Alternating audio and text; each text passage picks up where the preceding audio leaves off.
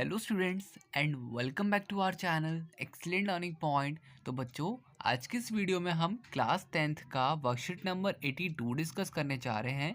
ये हमारी हिंदी की वर्कशीट है पठित गद्यांश, और यहाँ पे हमें बच्चों छोटा सा एक गद्यांश दे रखा है जिसे हमें पढ़ना है, और ध्यानपूर्वक पढ़ने के बाद इसके ऊपर कुछ आधारित प्रश्न हैं जो कि हमें उनके उत्तर देने हैं। तो बच्चों, वीडियो स्टार्ट करने से पहले अगर आपने अभी तक हमारे चैनल को सब्सक्राइब नहीं किया तो प्लीज़ सब्सक्राइब कर दीजिए हमारे चैनल एक्सीलेंट लर्निंग पॉइंट को, एंड बेल आइकन को प्रेस कर दीजिएगा नोटिफिकेशंस के लिए। अब यहाँ पर हमारा जो जो ये वीडियो कंटिन्यू करते हैं, जो गद्यांश दे रखा है, बार बार सोचते क्या होगा उस कौम का जो अपने देश की खातिर घर गृहस्थी जवानी जिंदगी सब कुछ होम कर देने वाले पर भी हंसती है, और हमने और अपने लिए बिकने के मौके ढूंढती है। दुखी हो गए 15 दिन बाद फिर उसी कस्बे से गुजरे। कस्बे में घुसने से पहले ही ख्याल आया कि कस्बे की हृदय स्थली में सुभाष की प्रतिमा अवश्य ही प्रतिस्थापित होगी, लेकिन सुभाष की आंखों पर चश्मा नहीं होगा। तो क्योंकि मास्टर बनाना भूल गया और कैप्टन मर गया। तो देखो बच्चों, देखो ये पूरा पूरा का पूरा चैप्टर नहीं दे रखा है, पूरी बात भी नहीं बता रखी है, बस आपको थोड़ा सा दे रखा है। अब इसी से मुझे कुछ प्रश्न उत्तर जो दे रखे होंगे उनका उत्तर देना है, कुछ प्रश्न जो दे रखे होंगे उनका उत्तर देना है, ठीक है। ये पूरी कहानी नहीं दे रखी। तो ये बेसिकली हमारा चैप्टर हमने ऑलरेडी ये पढ़ रखा है, ये हमारे चैप्टर के ऊपर है। तो देखो, हमारा जो पहला प्रश्न है, सुभाष की प्रतिमा कहाँ प्रतिष्ठित होगी। तो बच्चों, सुभाष की प्रतिमा, अब यहाँ पर देखो हमें पूरा कहानी तो नहीं दे रखा, बट जब भी आप देखोगे तो यहाँ पर आपको दिखेगा कि कस्बे की हृदय स्थली में सुभाष की प्रतिमा अवश्य ही प्रतिस्थापित होगी। तो यहाँ पर आपको पहले क्वेश्चन का उत्तर तो वर्कशीट में ही मिल रहा है, जबकि स्टोरी पूरी है भी नहीं, फिर भी मुझे यहाँ पे दिख रहा है कस्बे की हृदय स्थली। तो यहाँ पर ये जो आंसर है हमारा ये होगा। तो यहाँ पे आप टिक कर दीजिएगा। तो आप टिक करेंगे बच्चों, तो ये देखो थर्ड वाला हमारा सही होगा, ठीक है। तो आपने देखा आधी अधूरी कहानी दे रखी है, फिर भी हमारा आंसर आ जाएगा, तो हमें चिंता करने की कोई बात नहीं है। तो हमारा का आंसर थर्ड हो जाएगा, जो कि है कस्बे की हृदय स्थली में। अब इसके बाद लेखक दुखी क्यों हो गए।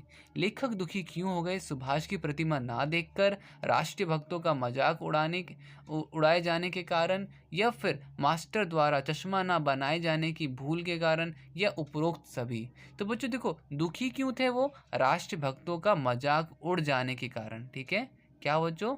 राष्ट्रीय भक्तों का मजाक उड़ जाने के कारण वह दुखी थे, लेखक हमारे दुखी थे, ठीक है।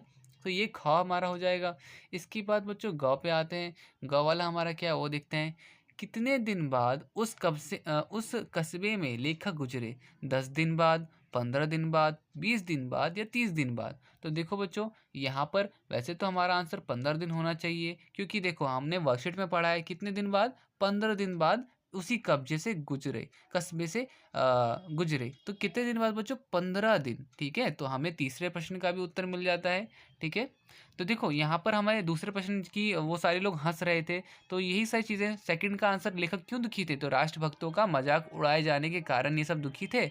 और इसके बाद तीसरे में हमें 15 दिन, ठीक है। तो हमारे सारे आंसर तो इसी से मिल रहे हैं बच्चों। बस आपको अच्छे से 2-3 बार पढ़ लेना है। अगर पहली बार में पढ़ने से समझ में नहीं आता, 2 बार ही पढ़ लीजिए, 3 बार ही पढ़ लीजिए। तो इस तरह से आपके 5 मार्क्स तो पूरे हो जाएंगे। तो देखो यहाँ पर हमारा ग का आंसर क्या होगा? 15 दिन, ठीक है। ख का आंसर भी हमने कर लिया था, जो है राष्ट्रभक्तों का मजाक उड़ाए जाने के कारण। तो ख और ग हो गया हमारा। इसके बाद नेक्स्ट आते हैं बच्चों। नेक्स्ट घ है हमारा। लेखक ऐसा क्यों सोचते हैं कि सुभाष की आंखों पर चश्मा नहीं होगा? क्योंकि अब यहाँ पर पहला कारण है क्योंकि मास्टर बनाना भूल गया, क्योंकि कैप्टन मर गया, उपरोक्त दोनों ही बातें, और या इनमें से कोई भी नहीं। तो बच्चों यहाँ पर क्या होगा? तो घ का आंसर होगा थर्ड, उपरोक्त दोनों ही बातें।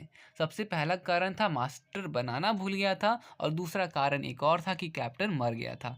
तो ये बात भी मेरे ख्याल से आपको यहाँ पर वर्कशीट में मिल जाएगी, ठीक है। तो यहाँ पे देखो, सबसे पहला क्योंकि मास्टर बनाना भूल गया था और कैप्टन मर गया था। तो ईजी है ना बच्चों। देखो मैं आपको वर्कशीट में भी आंसर निकाल के दिखा रहा हूँ ताकि आप उनको खुद ट्राई करो। काफ़ी सिंपल सा वर्कशीट है, और इसी में मेरे को दोनों आंसर मिल गए। तो यहाँ पर बच्चों ख हमारा क्या होगा? उपरोक्त दोनों ही बातें, ठीक है। मास्टर बनाना भूल गया, कैप्टन मर गया, घ हो गया।